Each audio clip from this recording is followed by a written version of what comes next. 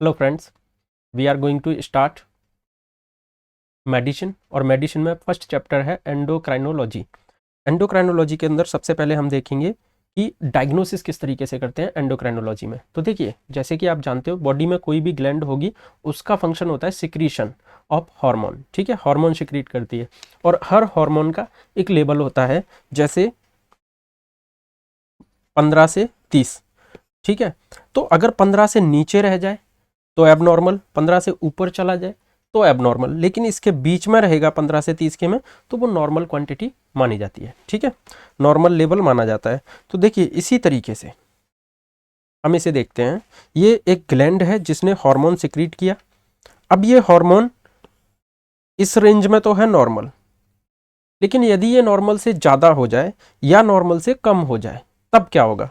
Suppose that normal से ज़्यादा हो गया तो हम डायग्नोसिस कैसे करेंगे? हम करेंगे इसके लिए सप्रेसिव टेस्ट। और क्या सप्रेस कराना होता है? Gland suppressive test. Gland suppress कैसे कराएंगे? देखिए, हमने सप्रेस किया ग्लैंड को, ठीक है, उसके बाद भी हार्मोन का लेवल अगर बढ़ा हुआ है, इसका मतलब है कि डायग्नोसिस कंफर्म है। सप्रेसिव टेस्ट जो है वो पॉजिटिव आया, एबनॉर्मलिटी अवेलेबल है।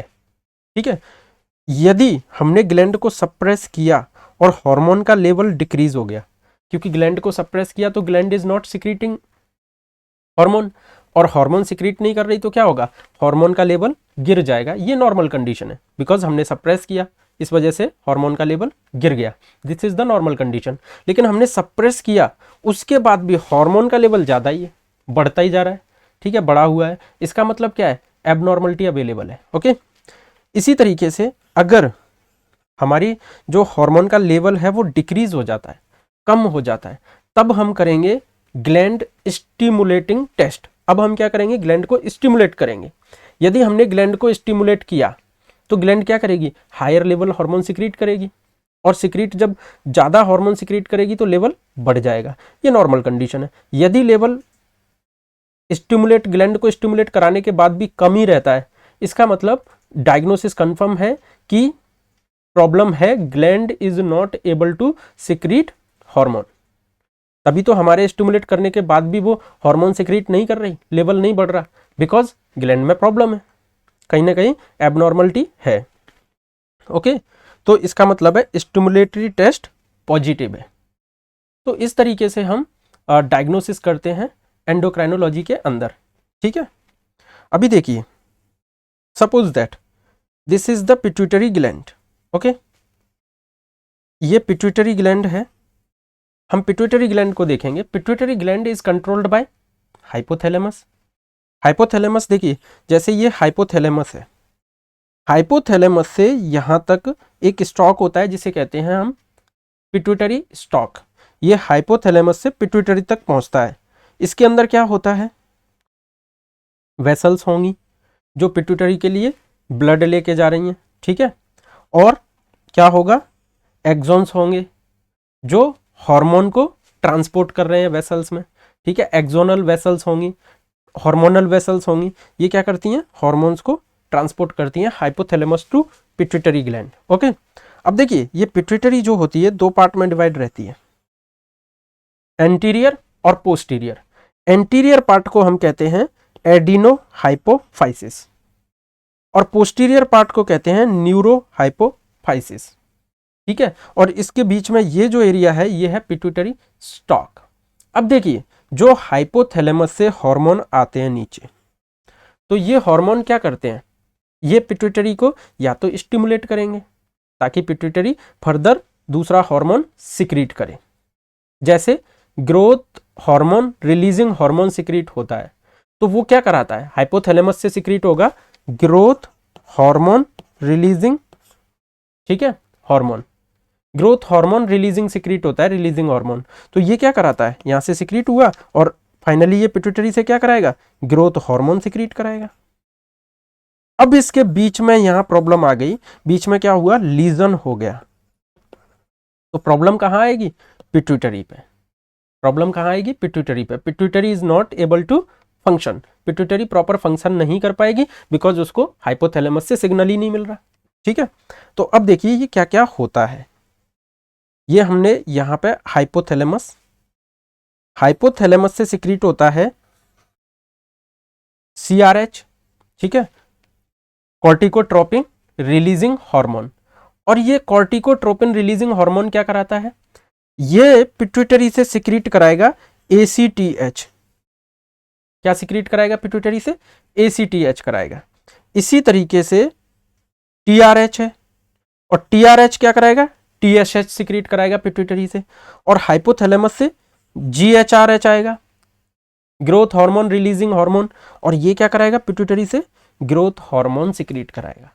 ऐसे ही GnRH आएगा, गोनाडोट्रोपिन रिलीजिंग हार्मोन, ये क्या सिक्रीट कराएगा, LH और FSH सिक्रीट कराता है पिट्यूटरी से। और ये फर्दर LH और FSH कहां पे जाके एक्ट करता है, ओवरी के ऊपर। अभी हम डिटेल में वो पढ़ेंगे, लेकिन पहले हम क्या बात कर रहे हैं, हाइपोथैलेमस से आया GnRH, गोनाडोट्रोपिन रिलीजिंग हार्मोन, और इसने क्या करा, इसने LH और FSH सिक्रीट कराया, यानी कि ल्यूटिनाइजिंग हार्मोन और फॉलिकल स्टिमुलेटिंग हार्मोन, ये सिक्रीट कराया। ओके, ऐसे ही सेम डोपामिन। अब देखिए यहां आपने देखा कि CRH, TRH, GHRH, ठीक है, और साथ में GnRH, ये सारे हार्मोन जब हाइपोथैलेमस से आते हैं तो ये क्या है, ये स्टिमुलेट करते हैं पिट्यूटरी को इसके आगे के हार्मोन सिक्रीट करने के लिए। जैसे GnRH ने क्या किया, पिट्यूटरी से कहा कि सिक्रीट करो LH और FSH। ऐसे ही GRH ने क्या करा, GHRH ने पिट्यूटरी से कहा कि आप सिक्रीट करो ग्रोथ हार्मोन, ठीक है, और उसने शुरू कर दिया। ऐसे ही TRH ने क्या कहा पिट्यूटरी से कि आप TSH सिक्रीट करो। सेम वे CRH ने क्या कहा कि आप ACTH सिक्रीट करो। तो इन सब हार्मोन ने क्या कराया, पिट्यूटरी का सिक्रीशन बढ़ाया, ठीक है, उसे स्टिमुलेट किया। लेकिन डोपामिन के केस में थोड़ा डिफरेंट है, और यही एग्जामिनर पूछ लेता है। डोपामिन जब सिक्रीट होगा हाइपोथैलेमस से तो ये क्या कराएगा, प्रोलैक्टिन को इनहिबिट करेगा। ये एक इनहिबिटरी हार्मोन है जिसे हम कहते हैं प्रोलैक्टिन इनहिबिटरी हार्मोन। क्या है ये, प्रोलैक्टिन इनहिबिटरी हार्मोन, जो कि प्रोलैक्टिन के सिक्रीशन को कम करेगा। क्या करेगा, प्रोलैक्टिन के सिक्रीशन को कम करेगा। अब हमें समझना क्या है यहां पे ये समझना है कि यदि मान लो यहां पे क्या है, ये पिट्यूटरी स्टॉक जो यहां था, this is the pituitary stock, okay, और यहां पिट्यूटरी स्टॉक के अंदर आ गया लीजन। क्या आ गया, लीजन। तो जब लीजन आएगा तो देखिए CRH यानी कि हाइपोथैलेमस का पिट्यूटरी से कनेक्शन टूट गया। तो अब CRH कह पाएगा ACTH के लिए पिट्यूटरी को कि भाई ACTH सिक्रीट करो, नहीं कह पाएगा। क्या TRH बोल पाएगा सिक्रीट करो, नहीं बोल पाएगा। क्या GHRH बोल पाएगा कि ग्रोथ हार्मोन सिक्रीट करो, नहीं बोल पाएगा। सेम ऐसे ही GnRH भी नहीं बोल पाएगा जाके पिट्यूटरी को कि आप LH और FSH सिक्रीट करो। तो ये सारे हार्मोन क्या होंगे, डिक्रीज हो जाएंगे। तो अगर पिट्यूटरी स्टॉक में लीजन आता है उस केस में क्या होगा, ACTH, TSH, growth hormone, LH, FSH, जितने भी पिट्यूटरी हार्मोन है सब क्या हो जाएंगे, डिक्रीज हो जाएंगे, एक्सेप्ट प्रोलैक्टिन। क्यों, क्योंकि प्रोलैक्टिन क्या कर रहा था भाई, डोपामिन तो प्रोलैक्टिन के लिए इनहिबिटरी हार्मोन था जो पिट्यूटरी से आके ये बोलता था प्रोलैक्टिन सिक्रीट मत करो। अब कनेक्शन टूट गया तो पिट्यूटरी को प्रोलैक्टिन के लिए ना नहीं आएगा। अब पिट्यूटरी क्या करेगी, प्रोलैक्टिन प्रोलैक्टिन प्रोलैक्टिन सिक्रीट करती रहेगी, जिसकी वजह से क्या होगा, प्रोलैक्टिन बढ़ जाएगा। तो यही पॉइंट याद रखना है कि जब पिट्यूटरी का हाइपोथैलेमस से कनेक्शन टूटता है ड्यू टू सम लीजन, अभी हम डिटेल में सारे लीजन पढ़ेंगे, ट्यूमर्स पढ़ेंगे, ठीक है, पिट्यूटरी ट्यूमर होंगे, हाइपोथैलेमस ट्यूमर होंगे, सारे पढ़ेंगे, तो हम एक एक देखेंगे वन बाय वन, ठीक है। But before that, for the basic information, आपको ये पता होना चाहिए कि सारे हार्मोन्स कम हो जाएंगे लीजन होने पे, लेकिन प्रोलैक्टिन बढ़ जाएगा। प्रोलैक्टिन क्या होगा, बढ़ जाएगा। ओके, तो देखिए अगर पिट्यूटरी इन्फेक्शन होता है due to blood supply decrease होने की वजह से, पिट्यूटरी के लिए ब्लड सप्लाई नहीं जाएगी तो क्या होगा, इन्फेक्शन हो जाएगा। तो उसमें क्या होगा, सारे पिट्यूटरी हार्मोन डिक्रीज हो जाएंगे, इंक्लूड प्रोलैक्टिन। देखिए जब हाइपोथैलेमस का कनेक्शन टूटा था तब तो जो हाइपोथैलेमस बोल रहा था, सिग्नल दे रहा था, वो गए थे, तो प्रोलैक्टिन बढ़ रहा था क्योंकि हाइपोथैलेमस प्रोलैक्टिन को कम कर रहा था बाय द डोपामिन। तो इस वजह से प्रोलैक्टिन को कम करने का सिग्नल नहीं आ रहा था, तो वो बढ़ रहा था, सप्रेस नहीं रख पा रहा था, इनिबिट नहीं रख पा रहा था।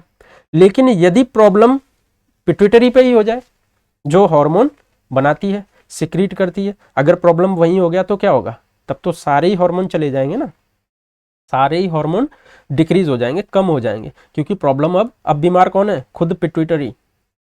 तो प्रोलैक्टिन भी कम हो जाएगा।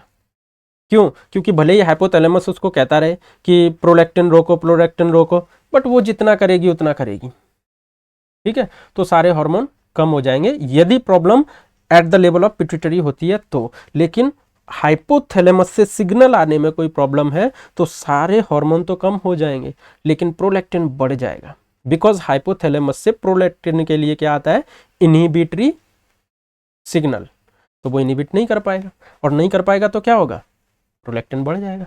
चलिए अब देखते हैं हम एडीएच, एंटी डायूरेटिक हार्मोन।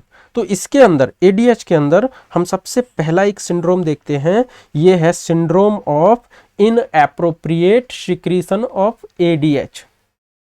मतलब कि जरूरत नहीं है उसके बाद भी एडीएच सिक्रीट होता ही जा रहा है, तो क्या होगा, एडीएच लेवल बढ़ जाएगा। और एडीएच लेवल बढ़ता है तो आप जानते हो एंटी डायूरेटिक हार्मोन बढ़ेगा तो क्या होगा, बॉडी में वाटर और सोडियम का रीअब्जॉर्प्शन बढ़ जाएगा। क्लियर। तो देखिए अब इसे सीक्वेंस में देखते चलिए ताकि याद रहे। एडीएच अगर बढ़ गया तो एडीएच क्या करेगा, एडीएच किडनी पे जाके अपना फंक्शन स्टार्ट करता है, और किडनी में क्या होता है जहां पे एडीएच काम करता है, V2 रिसेप्टर। क्या होता है, V2 रिसेप्टर। अब ये V2 रिसेप्टर पे जैसे ही एडीएच जाके बंधेगा, बाइंड करेगा, तब क्या होगा, ये एक्वापोरिन्स को ओपन कर देगा। किसको ओपन कर देगा, एक्वापोरिन्स, जो स्पेशली बने हुए हैं पानी को और सोडियम को रीएब्जॉर्ब करने के लिए। किस लिए बने हैं, पानी को रीएब्जॉर्ब करने के लिए। जैसे ही एक्वापोरिन ओपन हुए तो ये पानी को, टनल है, सीधा पानी अंदर आने लगेगा ब्लड वेसल्स में, ठीक है, ब्लड साइड में, तो रीएब्जॉर्प्शन हो जाएगा वाटर का। अगर वाटर का रीएब्जॉर्प्शन होगा तो क्या होगा, वाटर बढ़ने लगेगा। अब जब ब्लड वेसल्स के अंदर वाटर बढ़ेगा, वॉल्यूम बढ़ेगा, तो फाइनली प्रेशर कहाँ कहाँ बढ़ेगा, पूरी बॉडी पे, हार्ट पे भी पहुंचेगा। तो हार्ट पे क्या है, एट्रिया और वेंट्रिकल्स।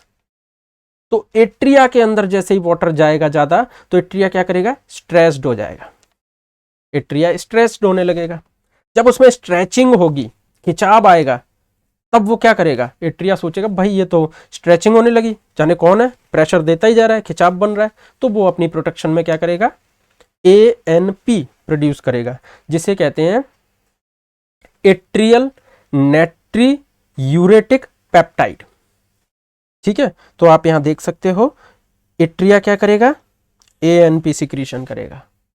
और अब एट्रिया ने ANP सिक्रीशन किया तो इसका आउटकम क्या होगा, ये क्या इफेक्ट डालेगा। तो देखिए जैसे ही ANP सिक्रीट होता है तो ANP सबसे पहले पहुंचेगा किडनी के पास, और वहां पे क्या करेगा, वहां पे कम कर देगा रेनिन को। तो क्या हुआ, रेनिन कम किया तो क्या हुआ, रेनिन जैसे ही कम होगा तो ADH एंटी डायूरेटिक हार्मोन बनना कम हो जाएगा, फॉर्मेशन डिक्रीज हो जाएगा, जिससे क्या होगा, ADH डिक्रीज हो जाएगा। ठीक है, तो ये किसने किया, एट्रियल नेट्री यूरेटिक पेप्टाइड ने, ANP ने, ठीक है, जो कि एट्रिया स्ट्रेच होने की वजह से हार्ट ने सिक्रीट की थी। क्लियर। और दूसरा काम क्या करेगा, देखिए पहला तो इसने ये कर दिया कि ADH को कम कर दिया, और ADH का कम होने की वजह से क्या होगा, वाटर का एब्जॉर्प्शन कम होने लगेगा। दूसरा ये क्या करेगा, सप्रेस कर देगा मिजेंजियम को। किडनी के अंदर जो मिजेंजियम है, मिजेंजियम हमने बताया था आपको, ठीक है, फिर से डिटेल में देखेंगे। मिजेंजियम जो ब्लड वेसल्स होती हैं उसके आसपास जो सेल्स होते हैं, मिजेंजियल सेल्स किडनी में, ठीक है, वो सारे देखेंगे। तो मेजेंजियम को क्या करेगा, सप्रेस कर देगा। तो मेजेंजियम जैसे ही सप्रेस होगा तो मेजेंजियम का जो सरफेस एरिया है वो डिक्रीज हो जाएगा। और जब सरफेस एरिया डिक्रीज होगा, मान लीजिए ये सेल हैं 2, ठीक है, बहुत सारे हैं, तो एक दूसरे से ठसे हुए हैं, तो इनके बीच में स्पेस कम है, जिसकी वजह से सिक्रीशन कम हो रहा है वाटर का।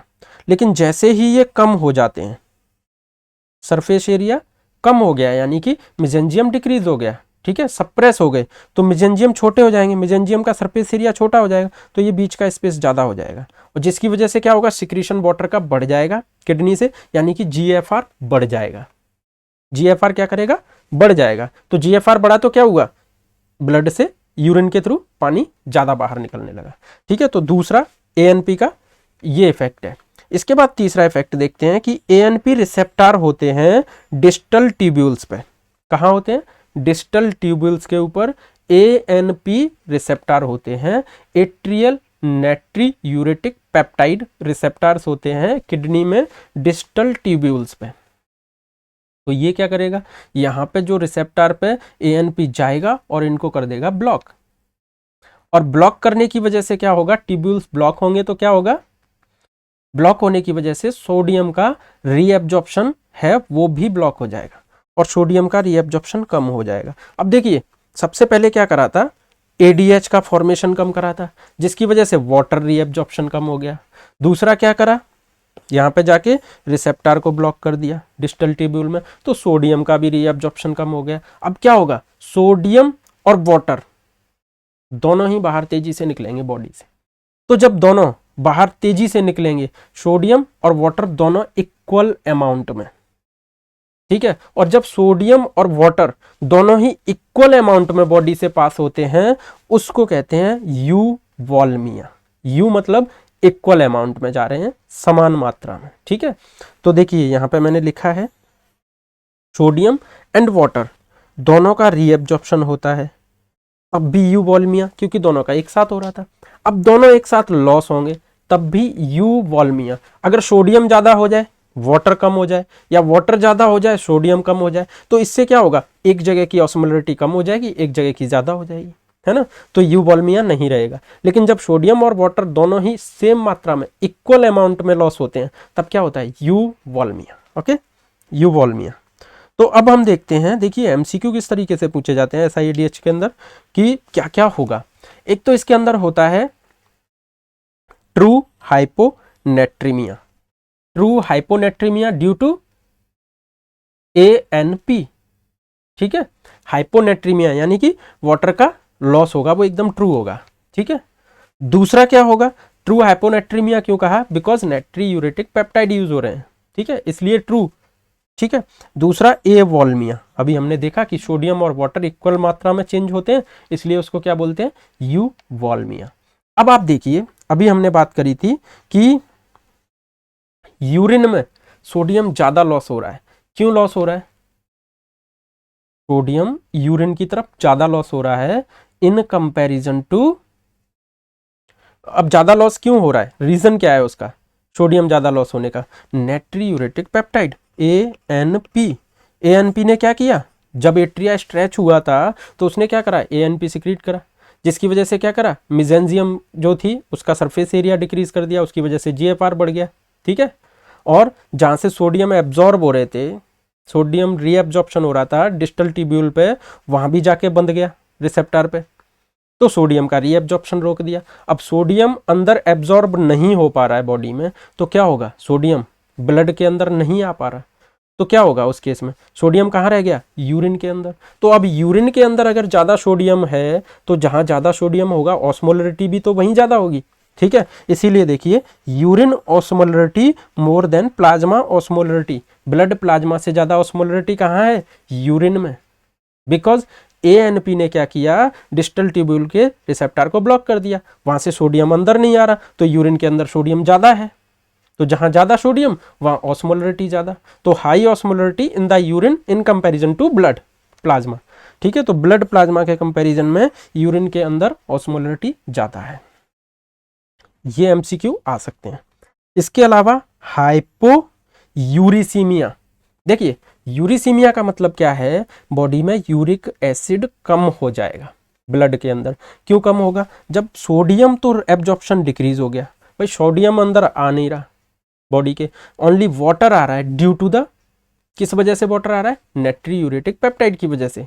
अकेला वाटर तो सिक्रीट हो मतलब रीएब्जॉर्ब हो रहा है, बट सोडियम रीएब्जॉर्ब नहीं हो पा रहा। तो अब वाटर ब्लड में ज्यादा हो गया, वाटर ब्लड में ज्यादा हो गया, तब क्या होगा, वाटर ज्यादा हो गया तो डाइल्यूट हो गया क्या, ब्लड। और जब ब्लड डाइल्यूट हुआ तो उसकी वजह से यूरिक एसिड क्या हुआ, लो हो गया इन कंपैरिजन टू अमाउंट। ठीक है, 1 लीटर में जितना यूरिक एसिड था वो अब कम हो गया। ठीक है, क्यों हुआ, due to the dilution of blood. ठीक है, डाइल्यूशन की वजह से। और यूरिन भी डाइल्यूशन हो रहा है, क्या हो रहा है, यूरिन भी डाइल्यूट हो रहा है। ठीक है, सॉरी, ब्लड डाइल्यूट हो गया, उसकी वजह से क्या हुआ, ब्लड के अंदर यूरिक एसिड का जो लेवल है वो कंपैरिजन में कम हो गया, और उसकी वजह से क्या हुआ, हाइपोयूरिसीमिया। दूसरा देखिए, अब हम इसमें क्या करते हैं, वाटर लोडिंग टेस्ट करते हैं। तो अगर पेशेंट नॉर्मल है तो हम जब वाटर लोडिंग टेस्ट करेंगे, भाई हमने वाटर ज़्यादा दे दिया, तो वाटर ज़्यादा दे दिया, किसी भी नॉर्मल आदमी को आप ज़्यादा पानी दे दो तो क्या होगा, पानी दोबारा से रीएब्जॉर्ब थोड़ी ना होगा बॉडी में, बल्कि बाहर जाएगा। क्यों बाहर जा रहा है, क्योंकि एडीएच लेवल कम हो गया। ठीक है, नॉर्मल आदमी के अंदर जब पानी की मात्रा आप बढ़ा दोगे, लोडिंग टेस्ट करोगे, तो एडीएच लेवल एकदम से कम हो जाएगा, ताकि वाटर ज़्यादा से ज़्यादा बाहर निकले और पेशेंट नॉर्मल की तरफ आए। लेकिन इन केस ऑफ SIADH, अगर हम वाटर लोडिंग टेस्ट करते हैं तो हमने वाटर बढ़ा दिया, उसके बाद भी ADH हाई है, ADH हाई रहता है, वो और वाटर को ले रहा है, अभी तो प्रॉब्लम हो रही है। तो इसका मतलब डायग्नोसिस कंफर्म है, ADH है। अगर वाटर लोडिंग टेस्ट में एंटी डायूरेटिक हार्मोन बढ़ रहा है, इसका मतलब पेशेंट को सिंड्रोम है। ठीक है, SIADH है, ये कंफर्म डायग्नोसिस है। बिकॉज नॉर्मल पर्सन के अंदर क्या होगा, अगर आप वाटर लोड करा दोगे तो ADH डिक्रीज हो जाएगा। अब देखिए, अब इसके क्लिनिकल फीचर्स देखते हैं। मान लीजिए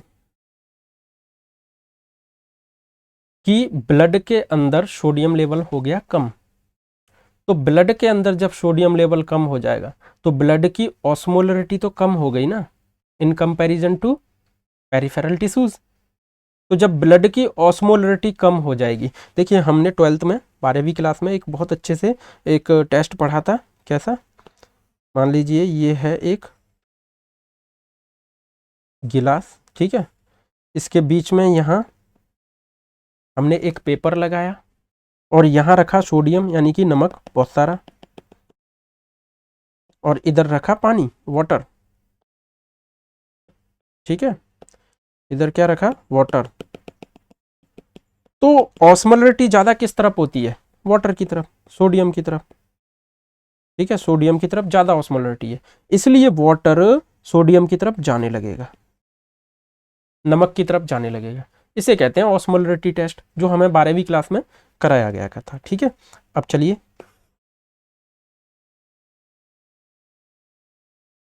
तो ये था ऑस्मोलरिटी टेस्ट। तो यहाँ पे आप देख रहे हो, अब वाटर कहाँ कम हो गया, वो सोडियम कहाँ कम हो गया, ब्लड के अंदर। यहाँ आप देख पा रहे हो, अब ब्लड के अंदर अगर सोडियम कम हुआ है तो क्या होगा, पानी किस तरफ जाएगा, सोडियम ज़्यादा है उस तरफ, यानी कि पेरिफेरल टिश्यूज में। तो इस तरीके से ब्रेन के अंदर ज़्यादा पानी चला जाता है, तो क्या हो जाएगा, ब्रेन के जो सेल्स हैं वो स्वेल्ड होने लगेंगे, स्वेलिंग आने लगेगी उनमें। ठीक है, जिसे कहते हैं ब्रेन स्वेलिंग, ब्रेन इडीमा, क्या होने लगेगा, इडीमा हो जाएगा। ठीक है, ब्रेन के अंदर क्या होगा, इडीमा हो जाएगा। Okay, due to decrease osmolarity of blood, blood की ऑस्मोलरिटी डिक्रीज होने की वजह से ब्रेन के अंदर क्या होगा, स्वेलिंग हो जाएगी, इडीमा हो जाएगा। और इसकी वजह से अब सिम्टम्स क्या क्या आएंगे वो देखिए आप। देखिए, अगर एसिम्प्टोमेटिक पेशेंट है, नॉर्मली अगर वाटर बहुत ज़्यादा एब्जॉर्ब नहीं हुआ है, बहुत ज़्यादा संख्या में, बहुत ज़्यादा अमाउंट में नहीं बढ़ा है, तो उस केस में क्या होगा, पेशेंट एसिम्प्टोमेटिक रहेगा। ठीक है, अगर सिम्टम्स आएंगे तो क्या आएंगे, तो देखिए पेशेंट को सिम्टम कुछ इस तरीके से आएंगे, लेथार्जी महसूस करेगा पेशेंट, थका थका महसूस करेगा, हेडेक होने लग जाएगा। क्यों, ब्रेन के अंदर क्या होगा, पानी की क्वांटिटी बढ़ने लगेगी, इडीमा होने लगेगा, उसकी वजह से हेडेक होगा, वॉमिटिंग होना शुरू हो जाएंगी। क्या होगा? वॉमिटिंग होना शुरू हो जाएंगी, अल्टर्ड सेंसोरियम शुरू हो जाएंगे, ठीक है, अलग अलग टाइप के उसे सेंसोरियम्स आने लगेंगे, है ना, सीजर्स होने लगेगा, सीजर्स हो जाएगा, ब्रेन स्टेम कंप्रेशन होने लगेगी। ब्रेन स्टेम तो आपने पढ़ा ही होगा, अभी एनाटॉमी में हम डिटेल देखेंगे, ठीक है। ब्रेन स्टेम क्या होगी? कंप्रेस्ड होने लग जाएगी और उसकी वजह से पेशेंट की डेथ हो सकती है, ठीक है। तो ये सारे रहते हैं सिम्टम्स SIADH के अंदर, और सीवियरिटी डिपेंड करती है कि कितना ज़्यादा सोडियम लॉस हुआ है, कितना ज़्यादा वाटर अंदर है, कितना ज़्यादा ब्रेन में इडीमा हुआ है, उसके ऊपर सीवियरिटी ऑफ सिम्टम्स डिपेंड करेगा। चलिए अब देखिए इसमें ट्रीटमेंट क्या देते हैं। अगर पेशेंट एसिम्टोमेटिक है तो हम क्या ट्रीटमेंट देंगे? कुछ नहीं देंगे, बस फ्लूइड रिटेंशन करा लेंगे। हमको पता है छोटा थोड़ा सा फ्लूइड अभी चेंज हुआ है, बहुत ज़्यादा नहीं है, तो हम फ्लूइड को रिटेंशन कराएंगे, ठीक है। अगर सिम्टम्स आ गए तो उस केस में हमको क्या करना पड़ेगा? हमको सोडियम और वाटर को बैलेंस करना पड़ेगा। ब्लड के अंदर क्या देना पड़ेगा? सोडियम देना पड़ेगा। तो जब हम सोडियम का अमाउंट ब्लड के अंदर बढ़ाएंगे तो जहाँ जहाँ इडीमा हुआ होगा, ब्रेन के अंदर इडीमा हुआ है, वो पानी वापस से आने लग जाएगा ब्लड में, ठीक है, और इडीमा ठीक होने लग जाएगा, सिम्टम रिलीफ होने लग जाएंगे। तो हम सोडियम बैलेंस करेंगे। अगर मान लो पेशेंट को सीजर्स हैं तो हमें सीजर से क्या पता चलता है कि ब्रेन के अंदर इडीमा होने लगा है, तो हम 3% सोडियम क्लोराइड देंगे। सोडियम क्लोराइड देने से क्या होगा? जब ब्लड में सोडियम बढ़ेगा तो वो ब्रेन से वाटर को ब्लड के अंदर खींचने लग जाएगा। और हम क्या देते हैं यहाँ पे? वेप्टान्स देते हैं। वेप्टान्स क्या है? ये सिलेक्टिव V2 ब्लॉकर होते हैं। V2 कहाँ होते हैं? अभी हमने बात करी थी किडनी के अंदर, जहाँ किस पे काम करते हैं? Aquaporins, V2 receptor. तो हम V2 रिसेप्टर को ब्लॉक कर देंगे तो उससे क्या होगा? वाटर रीएब्जॉर्प्शन होगा ही नहीं ठीक है। तो इसके लिए हम वेप्टान्स देते हैं, और वेप्टान्स किस किस नाम से आते हैं? कोनी वेप्टान के नाम से और टोल वेप्टान्स के नाम से। कोनी वेप्टान और टोल वेप्टान्स के नाम से आते हैं। तो ये हम देते हैं ट्रीटमेंट। That's all.